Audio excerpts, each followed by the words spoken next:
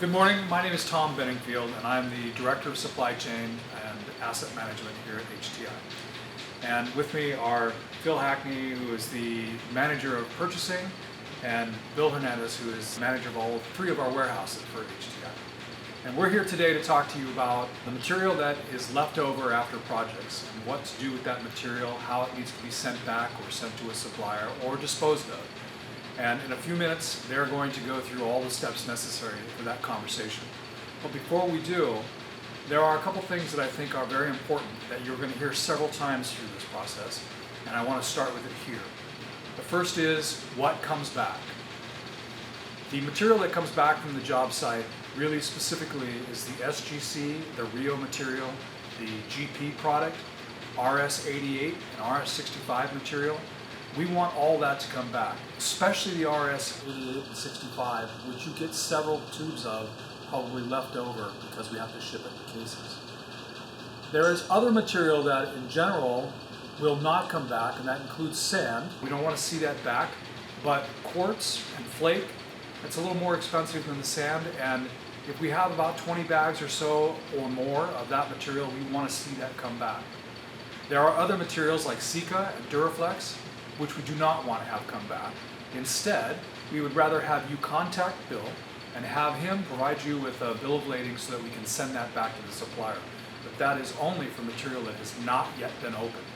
Anything else that is left over from the job site that you cannot fill up a container, whether it's a pail or a 55-gallon drum, that stuff needs to be kicked off. We don't want it to come back. We don't want it to come back in quarter 1-gallon cans or quarter 5-gallon cans, several of them, and we specifically don't want empty cans coming back. Very important, when you kick the material off and get rid of it, it needs to be done legally, which means you need to follow the processes for kicking the material off, and please dispose of it in the job site dumpster.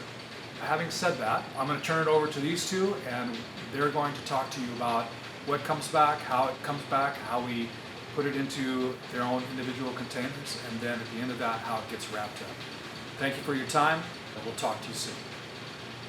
All right, everybody, I'm Phil, I'm the purchasing manager. This is Bill here. What we're going to talk about next is how we're going to wrap up a job and what we're going to do with the remaining materials.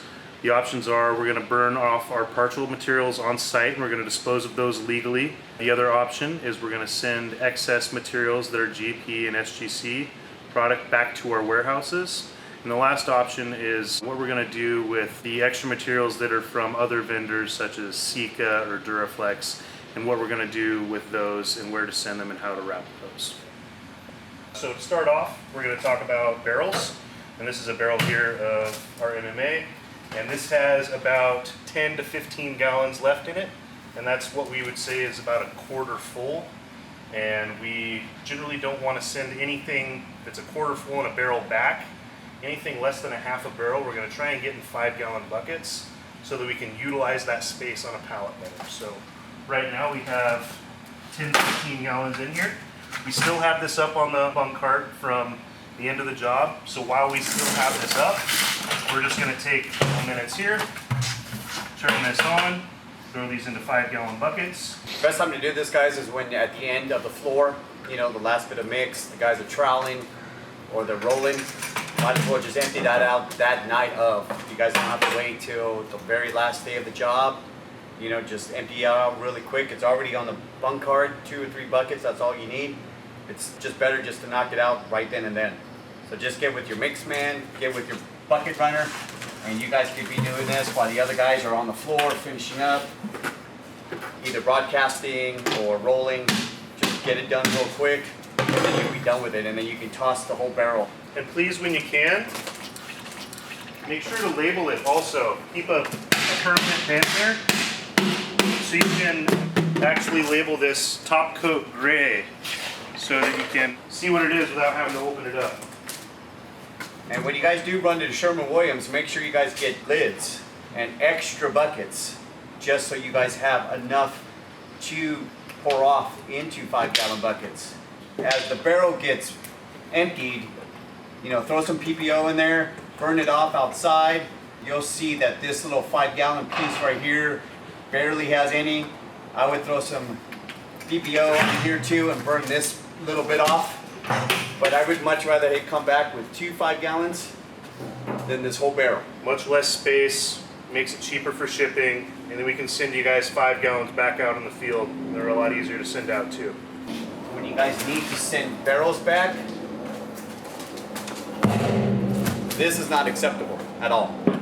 You guys have to remove this, tape the cap on the side so you don't lose it, but this is not acceptable anymore. So you got to take it off and put the cap back on tightly. These could be cleaned out, reused, closed, both caps done, and then that's good. So that's the barrel. Sand on the quarts, half bags, toss. Half bags of sand. Half A and B's of Creed. This can be mixed together. Some SL, some SF, and kick it off. I don't want to see half, not even half. This is probably less than half, and this is probably a quarter. So just take that off. Use the job dumpster. Also, if there's multiple partials of, say, a Crete A or a Crete B, go ahead and pour those together so that it creates one bucket instead of 2 partial buckets. If you do have a pretty good size, pretty good, 3/4 of an A or 3/4 of a B, new tape it and mark it when you opened it. So at least when it comes back to the warehouse, I can sit there and says, oh, it was open last week. That has to be the first one that we get rid of. With the barrels, just do it while you guys are doing the floor. It's easier that way, better than waiting until the very last day, finding the cart, doing it in the warehouse. Just do it right then and there. Usually it's just going to be 5 to 10 gallons anyways. It took us about 2 minutes while it was still on the cart, so it's not a lot of extra, guys. If it's half full, don't mess with it. Just make sure that every cap is on tight. The bung has to be removed before it goes on a pallet. It's considered an open container if the bung is not removed. Correct. And the shipper will not take it. If it's hazardous, that's even worse. That's an open container hazard. They're not going to take it. When we're wrapping up a project and we have extra quarts on hand, that is something that the specific color quarts, those are a little bit of a pricier bag than, say, your bags of SF or bags of CB. So if you have 20 bags of color quarts and they're going to be on their own pallet, and you can send that back, but anything less than that, we're not going to send back to any of the warehouses. Ideally, what you'd like to do is stack that quartz on pallets with the liquids as well, and we're going to show you that. So when it comes to wrapping pallets, the Costco shrink wrap that we are generally provided at the site is very thin, and this is a pallet that we had received back, and if you see here, there's one layer of shrink wrap on it, and it's very flimsy. Stuff moves around a lot in here. We need to make sure to shrink wrap our pallets much tighter. I would even recommend maybe 6, 7, 8 times over because it's much different from the ones that we have in the warehouse. A different mill. The yellow stuff we have is about twice as thick. All you got to do is I want basically shrink wrap the pallet to the material and then go all the way up and then cover it on top. Basically, what I would recommend to do that has been done before is on very last day, pull one of your guys, have them inventory them, have them shrink wrap while the other guys are taking down the plastic or putting the last coat on the floor or cutting joints. So when you're done here, they're done with the project and you guys can all leave at the same time. And again, this is much thicker shrink wrap. So Costco's is way thinner, but basically all you're doing is you're just going around 3, 4, 5 times around, making sure that it's tight. Starting from the bottom and just working your way up. When you start getting to the very top, just come up and over.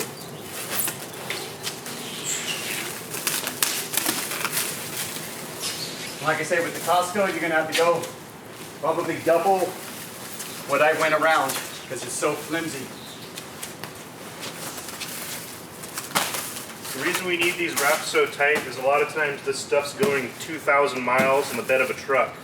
It shakes, wobbles around, and just needs to be tight on there. Too many times we've got stuff back with the pallet almost falling off because it's not wrapped tight. Yep. You just need to make sure it's wrapped really tight, guys.